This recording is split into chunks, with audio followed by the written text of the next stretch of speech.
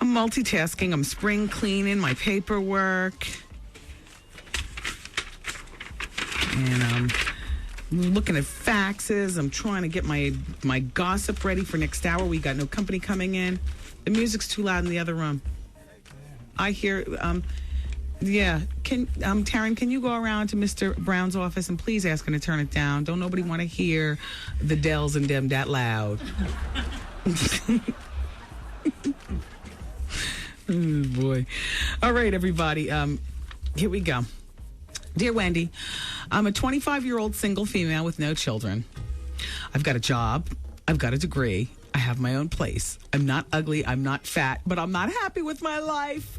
All I do is work all day and sleep at night. I started hitting the gym 3 times a week, and I've been feeling better. I've got so much more energy. But Wendy, I'm so single, it's sad.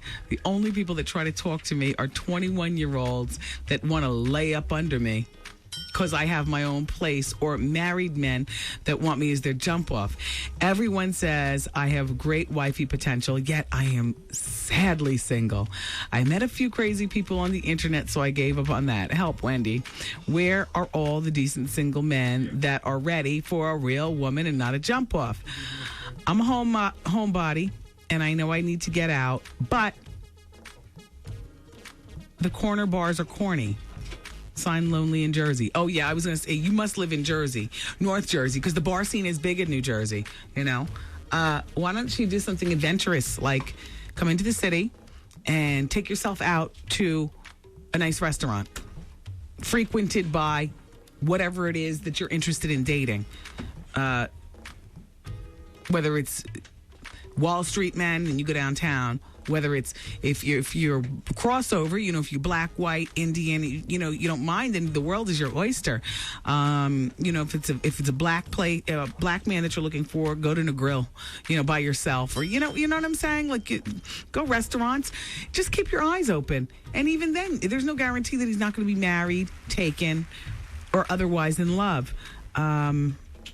Gosh, and at 25, that sucks when all that it hits on you is 21-year-olds, which is, whereas, you know, you become a certain age and, you know, you're all open for it. You know, you asked the question that I get asked a lot: where are all the good men?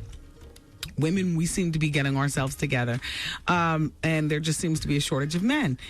Are you open to opening up your playing field, dating across religious or racial lines? If you're not, then be true to yourself. Quite frankly, if I was still single, because I like being hooked up. I liked it when I was single. For the most part, you know what? I got more accomplished in terms of my grind to where I am now. I got more accomplished when I was single. I mean, no boyfriend. You know what I'm saying? I call 20 the grinding years.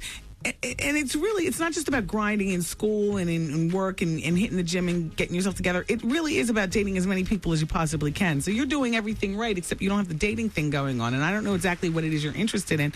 But I would say going out for dinner is one of the most... And I never did this as a single person. I wish that I had. If I was single right now, I would go out for dinner by myself, treat myself to a nice place, tablecloth restaurant, cloth napkins. I hate the cloth napkins. They're germy. You go to the bar, you get the paper ones. But the point is, go to nice places. Don't go someplace for scrimps. You know, you go someplace for shrimp and cherries flambe and like that. You work a job, treat yourself to a nice dinner. Steakhouses that are frequented by men. Men love a hearty steak. I mean, you do the work yourself. Be your own best date. Go out for after work drinks. And I'm not talking about the local bar up at the block. I'm talking about put on a little something to go to work, and then keep an extra pair of chandelier earrings in your glove compartment. Throw them on after work. Trade the sensible shoes for the, slutty shoes, and sashay into someplace by yourself. Nothing more inviting and threatening and intriguing than a beautiful woman by herself after dark. Because you look brave. If depending on how high you hold your head, because you could look desperate, but you hold your head high and you walk with confidence. You look brave, paid, and ready to get slayed. That's all I'm saying. You have no children, and by the way, You're doing all the right things. You need to be in the gym 3 times a week. You're not doing anything else. That's great. That's great. Keep yourself together. And you need to be concentrating on working all day and I want to say sleeping all night, but working all day, fine. And whatever all night. You're single. Enjoy it. But get out more. By yourself. You don't have to wait for your girlfriends. Travel light, travel far. Dear Wendy, I need your advice. I'm 35 years old. I'm a black professional. I'm a female. I'm married for over 8 years. I have 2 kids. They're ages 7 and 2. Prior to having the children and buying the house, our marriage was consistently happy and content. Now that we have children, we have some serious financial issues that are breaking down our marriage. I feel like our financial burden is due to him not making enough money. Wendy, I make over $40,000 a year. He makes under 30. You would think that combined of almost $70,000, we would be able to make ends meet, but we're struggling. Since my income is higher, I take on more of the monthly bills than he does, which is causing me to be constantly resentful. He believes that all of our money goes into one pot and the bills are paid as they accumulate. Wendy, coincidentally, the higher bills like the mortgage and the car payment and the child care seem to always accumulate on a bi-monthly period. But when he gets paid, he's paying little bills like utility bills. Wendy, I finally got fed up and gave him an ultimatum. Either he gets a higher paying job or an additional job to compensate for the difference in our incomes by the end of this year, or I want a separation. I'd rather struggle by myself than struggle with a man who doesn't have ambition or motivation. In the meantime, he uses our kids as a crutch to help support his stupid reason for why he can't bring home more money. He feels that since he keeps our youngest child home twice a week, that makes up for the difference in our income and that he's doing the best that he can. Isn't that the most ridiculous thing that you heard? Well, not really, because it's parental bonding on one hand, but on the other hand, that don't pay no bills. I'm with you, sister.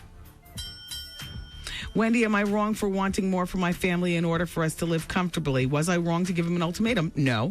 Financial issues are the number one cause for divorce in this country, and I don't want to be adding to the statistics. He won't agree to counseling and having... No, who got money for counseling? You've already counseled yourself. Don't take this to the church because they all talk in the first 10 pews. No, he needs to get a second damn job.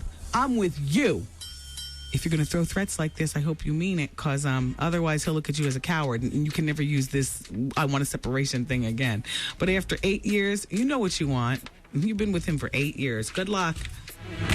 Wendy, man. Hello? What's going on, Remy? What happened with you and Gloria Velez? Talking mad reckless to me. FYI, I never got robbed in my life. Okay. You letting Gloria Velez rob me. The Wendy Williams Experience.